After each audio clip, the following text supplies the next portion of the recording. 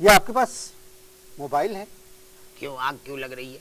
मेरे पास तो मोबाइल भी है, लैपटॉप भी है, एसी भी लगा हुआ है, सराउंड सिस्टम भी है, बड़ा टीवी भी है, हैं, और फैक्स भी है। तकलीफ है तुम्हें, कोई एतराज है तो बता दो। आप फोन पर किससे बात कर रहे हैं? मैं अपने ना होने वाले दामाद से बात कर रहा था, साकिब से। साला समझता है कि मैं अपनी बेटी की शादी उससे कर दूंगा। अबे कैसे कर दूंगा, जबकि उसको भीख मांगने का सलीका तक नहीं है। दोनों हाथ यूं करके भीख मांगता है, ऐसा लगता है भीक मांगने वाले समझते हैं कि ये बद्दुआ दे रहा। मना करा कि भाई ऐसे हाथ को नीचे रख के यूं करके मांगा कर तो इफेक्ट होता है। नहीं मानता। क्या होता है? इफेक्ट होता है। भीख मांगने का सिलसिला ये आपके खानदान में कब से जारी है? पाकिस्तान बनने से पहले से।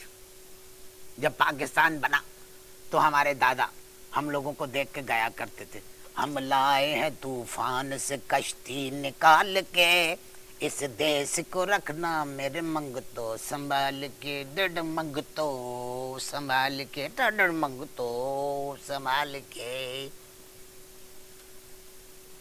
इस देश को रखना मेरे मंगतो संभाल के। आप लोगों के लिए गाते थे। हाँ। पाकिस्तान बनने के बाद आपने भीख मांगना क्यों शुरू? हाँ, पाकिस्तान बनने के बाद हमने भीख मांगना क्यों शुरू की? गुड क्वेश्चन, बहुत अच्छा सवाल है। हुआ यह कि पाकिस्तान बनने के बाद यहाँ आके हमने जमीन मांगी, नहीं मिली। हमने मुलाजमत मांगी, नहीं मिली। हमने सुकून मांगा, नहीं मिला। हमने घर मांगा, हाँ है तुझ में भी टैलेंट है, हमारे वाला टैलेंट तुझ में भी है, नहीं मिला। हमने आखिर में भीख मांगी, हमें मिल गई। एक बात याद रखो, तुम लोगों को पाकिस्तान मिला, तुमने उसकी कदर नहीं की। हमें भीख मिली, हमने उसकी कदर की। देखो हम मुसलसल तरक्की कर रहे हैं, मुसलसल तरक्की कर रहे हैं। तुम लोग तरक्की करने वालों को देख के जलते हो, आग बगुले होते हो, आग लगती है। अबे पिछले 30 साल में कोरिया ने जितनी तरक्की की है, मैं फख्र से ये कहता हूं कि हमारी बैंकिंग इंडस्ट्री ने भी उतनी ही तरक्की की है। लिख लो तुम ये बात। क्या हुआ, सांप क्यों सूंघ गया? कोरिया चले गए क्या ज़हनी तौर पे? रमजान के आखिरी हफ्ते से लेके ईद के 4 दिन बाद तक सड़कों पर आप जैसे लोगों की तादाद 10 गुना ज्यादा हो जाती है। इतने फकीर कहां से आते हैं? देखो ये उनका कसूर नहीं है, ये तो तुम पूछो उन 15-20 ठेकेदारों से जो ईद के सीजन में उनको दूसरे सूबों से यहाँ पर इंपोर्ट करते हैं। उनके खाने पीने रहने ठहरने का बंदोबस्त करते हैं और 12 दिन के 20,000 रुपए फी फकीर लेते हैं। कौन है ये ठेकेदार? ये अब उनसे पूछो, पुलिस वालों से पूछो, उनको सबको मालूम है। एक बड़ा जाती सवाल पूछूं? हाँ पूछो। आप दिन में कितना कमा लेते हैं? कौन?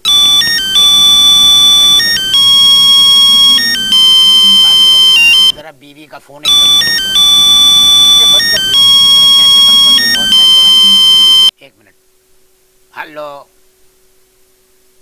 हाँ डार्लिंग, किस चौराहे पे हो?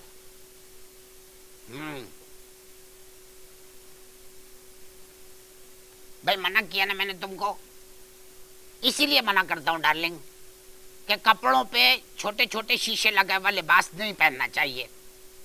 अब जाहिर सी बात है, जब तुम उनके शीशों के ऊपर हाथ मारोगी तो वो भी तुम्हारे लिबास के शीशे पे हाथ मारेंगे। हाँ नहीं नहीं, ओ फिर कौन था वो? क्या तुम्हारे, क्या कह रही हो तुम? वाकई यानी तुम्हारे लिबास में से 3 शीशे निकाल लिए? इसका मतलब है काफी देर तक हाथापाई हुई है। कौन था कमीना वो? नंबर नोट करा। गुड, फिक्र नहीं करो तुम फिक्र नहीं करो। तो मैं करब चादर डाल लो, अपने शीशे के लिबास पे एक चादर डाल लो। हाँ घर पहुंचो, मैं डीआईजी ट्रैफिक यामीन खान से बात करता हूँ, मेरे दोस्त है। नहीं ये बड़ी गलत बात है, बस तुम जरा एहतियात करो। शीशे छुपाओ, शीशे छुपाओ। ओके। अनवर साहब देखिए क्या जाती है, ये शहर शरीफों के भीख मांगने के काबिल भी नहीं रहा।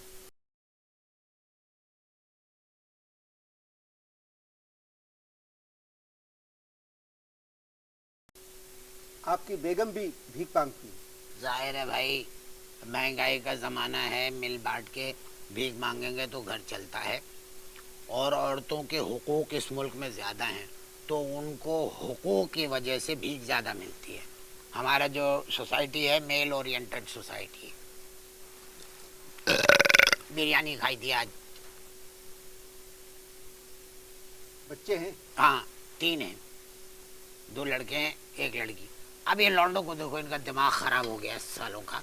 कह रहे हैं कि अब पाकिस्तान में भीख नहीं मांगेंगे। मैंने कहा बेटे, इतनी तुम्हारे लिए यहाँ पर जगह हमने खाली छोड़ी है, सारे इलाके अपने कब्जे में, जहाँ दिल चाहे सिंगल पे खड़े हो जाओ जाके। कह रहे नहीं, हम पाकिस्तान में भीख नहीं मांगेंगे। बड़ा वाला तो बिल्कुल ही अड़ गया है, कहने लगा कि हम तो अमेरिका जाके भीख मांगेंगे। वो असल में आला पैमाने की भीख मांगना चाहते हैं। बड़ा बेटा तो कहने लगा कि अब्बा एक दफ़ा हमें तुम वहाँ पहुँचवा दो, अगर वर्ल्ड बैंक के सामने जाके भीख ना मांगूँ तो जो बुश की सज़ा वो मेरी सज़ा। बच्चों को पढ़ाया नहीं आपने? फ़ायदा क्या अनवर भाई, पढ़ लिख के भी उन्होंने जाना एंड में अमेरिका ही था, तो पैसे तो सारे ज़ाया जाते ना। मैंने कहा छोड़ो, नहीं पढ़ो। कब तक भीख मांगेंगे आप? बकौल फैज़ यहाँ सलामत है जब तलक। आपकी बातें सुनकर कोई अंदाजा नहीं लगा सकता कि आप एक फकीर हैं।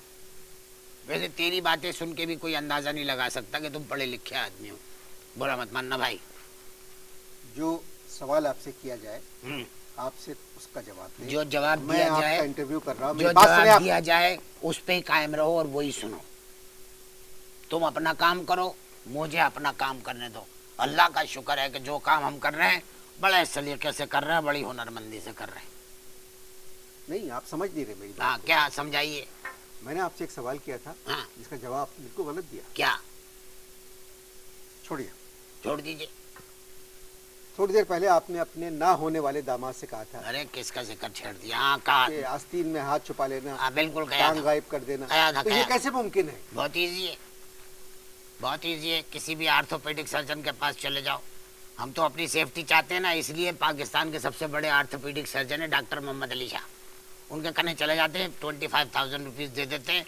वो जिस्म की जितनी मेन हड्डियाँ हैं ना, वो ऐसे निकालते हैं जैसे मक्खन में से बाल, पता ही नहीं चलता। तुम्हें यकीन ना आए, मेरे घर आके देख लो। मेरे दोनों घुटने बच्चे पेपर वेट के तौर पे इस्तेमाल करते हैं, बड़े आराम से निकल जाती है सारी मेन हड्डियाँ, फुस हो जाती है बॉडी, भीख मिलने लगती है। मगर आपने जो हड्डियों की बात की कि आप सर्जन के पास जाके अपनी हड्डियां निकाल लेते हैं, तो ये बेईमानी हुई ना? हाँ, बेईमानी बात कितनी बड़ी। बाकी तो यहाँ सारे काम जैसे बहुत ईमानदारी से हो रहे हैं ना, बेईमानी है, फजूल की बात। आप लोगों की बातें मेरी समझ में नहीं आती। हमारी बातें तो हमारी खुद समझ में नहीं आती, लेकिन तुम देखो काम कितना परफेक्ट कर रहे हैं हम।